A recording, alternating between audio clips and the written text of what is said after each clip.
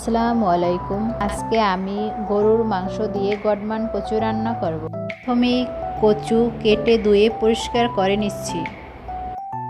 গরুর মাংস আধা কেজি, পেঁয়াজ কুচি আধা কাপ, 1 চামচ রসুন বাটা, আদা বাটা, গোলমরিচ, দারচিনি, 1 চামচ মরিচের গুঁড়ো, 1 চামচ হলুদের গুঁড়ো, পরিমাণ মতো লবণ, কাপ তেল, 1 চামচ জিরার গুঁড়ো, 1 চামচ ধনিয়ার গুঁড়ো। এবার মাংস ভালো করে মিশিয়ে নিচ্ছি। চুলায় দিয়ে দিচ্ছি, ভালো করে কষিয়ে নেব।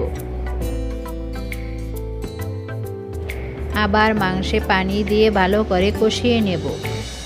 এবারে মাংস সেদ্ধ হবার জন্য প্রেসার কুকারে দিচ্ছি, পরিমাণ মতো পানি দিচ্ছি। কুকারে 1 সিটি দেওয়ার পর কচু দিচ্ছি।